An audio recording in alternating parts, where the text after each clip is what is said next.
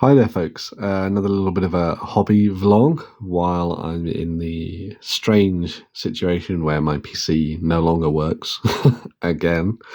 So we're going to be seeing a lot more of videos done in this style, where it's just me sort of talking and having a think about hobby and all that kind of good stuff. For a lot of followers of the channel, this one will probably be quite cool because you might have noticed that it is Middle-earth themed. Because I was somewhat inspired by watching a couple of videos recently to sort of dive back into doing some more of my Middle-earth stuff and painting up some of the figures that have kind of fallen by the wayside, and I want to develop a little bit more in order to use them in different warbands and stuff. So one of the things that I've been doing over the last year or so is creating 400-point warbands because me and my friends find them a good number of points to kind of dive in and start making warbands at, and sort of playing around with different characters and stuff. Gives you a little bit of leeway when it comes to some of the more heroic elements that exist within the Middle-earth strategy battle game, but also don't overwhelm you with the amount of models that you have to pick up and paint and all that kind of good stuff as well at the same time. So one of the forces that I did was a Khazad-dûm force. So it was led by Balin, as you can see here, which is one of my older models that I went back and did a little bit of sprucing up on to make him look pretty nice. And it's always been one of my favourite models, and I really, really like the old Balin model, the old metal one, not the fine cast one. And so he was the leader of a particular warband. So being the hero that he is and the level that he is, he could have quite a few troops to his name. And so his warband was made up, and these were some of the models that I just absolutely loved and really enjoyed painting. So he was in charge of a group of dwarven warriors, of which we had quite a few here, armed with sword and axe and shield all the way. So I did 4 with axe and shield, as you can see there. There we go. There's one of those. Using, interestingly, some of the scheme ideas from previous iterations of Middle-earth. So using the green in there, but then using the blue, because I absolutely love blue, and using it on such a bright level, I think really works. And even though these were the older plastic models, I think they still came out really nicely and worked quite well. There was a case in some instances of trying to work out what bit of the model is what, but because most of the model is actually covered in beard, it actually helps quite a bit in the long run. So these were all painted up as part of his warband, as you can see there. Very nice little set of models, if I say so myself. So I've got a whole mix of different dwarven warriors in there. We added a dwarven warrior with a horn. So this is one of the command set. This is the fine cast one, so he's a little bit lighter than most. And a banner bearer as well. So this was another one of the models that I painted previously and gave a little bit of an upgrade. More on that in a second. He was also then supported by 8 Khazad guard on top of the 10 fellows that you see there. So I'm just going to show you a few of these because obviously they're all very similar in style, but it was really fun working on these as well. And thankfully, again, these are metal from Games Workshop, or they were when I picked these up sort of late last year. Really nice little set of models, and I love the look of them as well. They've got that fantastic feel, and genuinely fun working on those and getting them painted up, especially using my favourite Balthazar gold, which you'll see used in abundance throughout these models in place of your standard gold that you'd normally see on your models. So he had a fairly sizable little warband. Added onto that as well, we had the shield bearer, who I could sort of sneak in for some extra points. Another older model that got a little bit of touching up and repainting and stuff here. He was unfortunately one of those fine cast models that was just a pain in the arse, and had a hand and an axe that kept breaking all the time. But I think I've done a fairly good job on bringing him back to life. And when he's 4 foot away, you're not going to see some of the mistakes and stuff in that. But anyway, so yeah, that was my kind of 400, although I think it comes in at about 401, 402. Me and my friends tend to give each other a little bit of leeway when it comes to building armies. We tend to allow 5 points above, just to enable you to maybe fit in that extra little thing. And it doesn't tend to make a massive amount of difference to the outcome of games or anything like that. Obviously, if you're going to be doing something slightly more competitive, you want to make sure that you stick to the points limit stringently, of course. So going up to the next level of sort of getting to like 600 points was an interesting one. The natural addition to that was including Floi Stonehand in the mix. Now, he's one of the models that is waiting in the wings and coming in the post. But he will be the additional hero alongside good old Balin, as you can see there. And then I was trying to think of how I wanted to then make up his warband. And I was thinking to myself, I could throw in more Dwarven Warriors. That would be a good idea. I've still got a whole bunch of them in grey that I could throw into the mix. That could be kind of cool. I am going to use a couple of those. So I'm going to use a couple of the Dwarven Warriors with two-handed axes and additional weapons, as you can see there, and daggers and things. So they're going to be used. These need cleaning up, obviously. So they're going to be used as the warband for the shield bearer. Counts as a minor hero, so you can have 5 models under his command. So they're going to just be added into there, just 2 of them. Nice and easy, simple. But then Floi Stonehand can have 12 models, and so I thought it'd be cool if I went and added some Dwarf Rangers into the mix as well.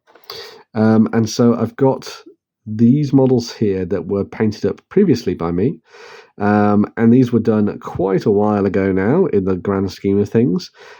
These were painted with base paints and then effectively just coated in Agrax Earthshade, and then at that point I decided that that was all that mattered, and that was obviously great back in the day, but I've sort of taken things on a little bit of a step when it comes to painting. Well, at least I'd like to think so. With my models since then. And so these need to get a little bit of a spruce up. So one of the major things is the basing material.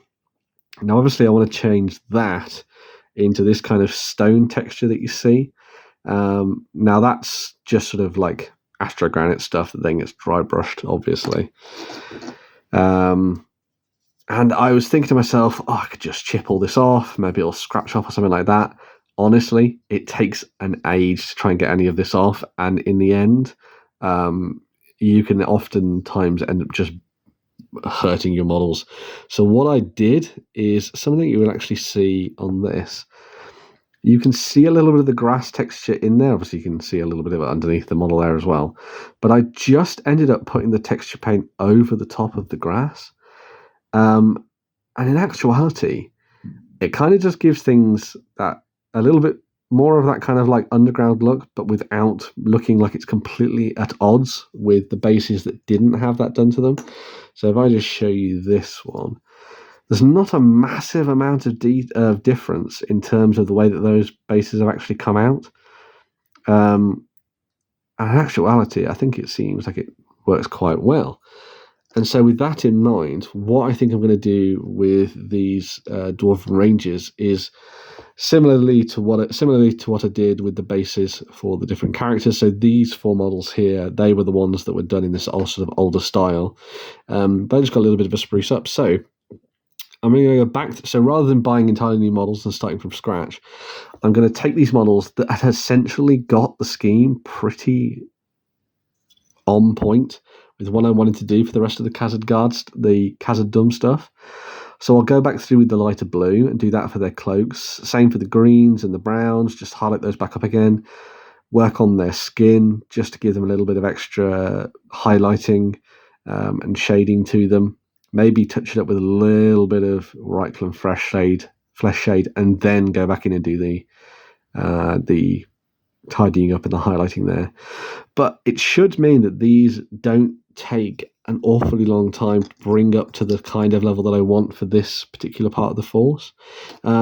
in many cases, it's just a matter of going through with the new with the paints and just giving things that once over.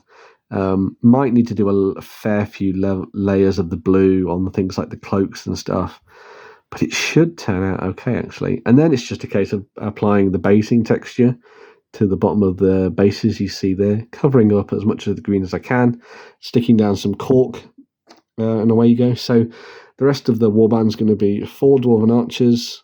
So this will be Floi Stonehand. So you've got 4 Dwarven Archers, 4 Rangers with throwing axes, and then 4 with double-handed weapons.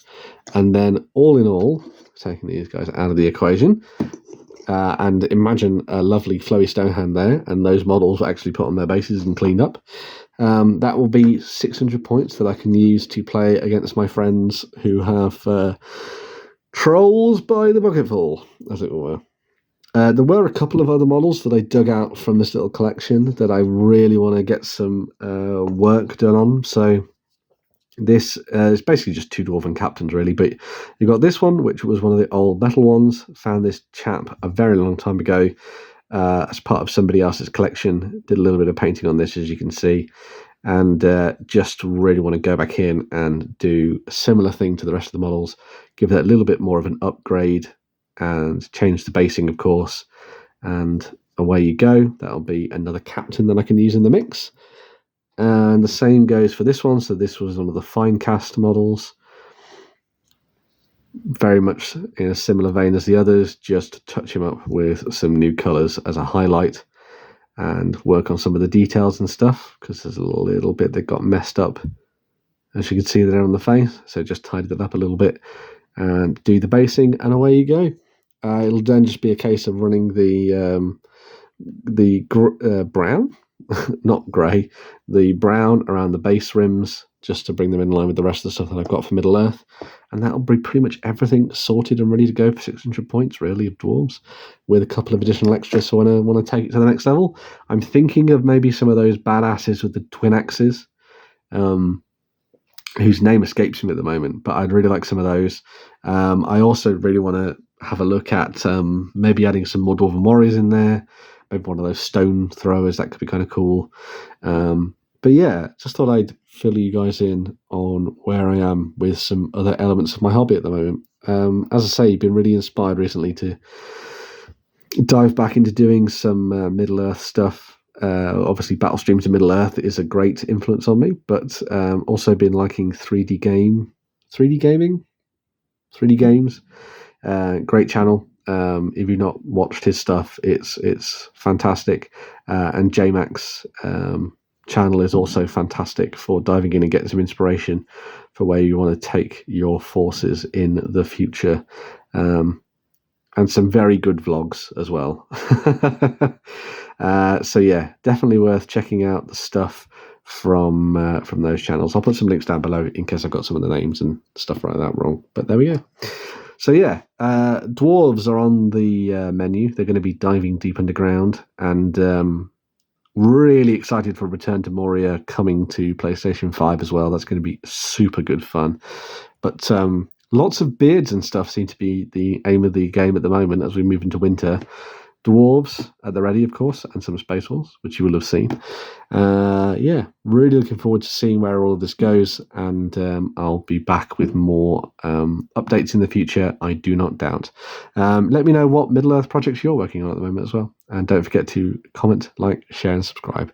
As always, I love talking with you folks in the comments, so if you've got anything to say, please say it, and I will continue to dive into the conversation. So yeah, check it all out, and I'll be back with another video very, very soon. Bye for now.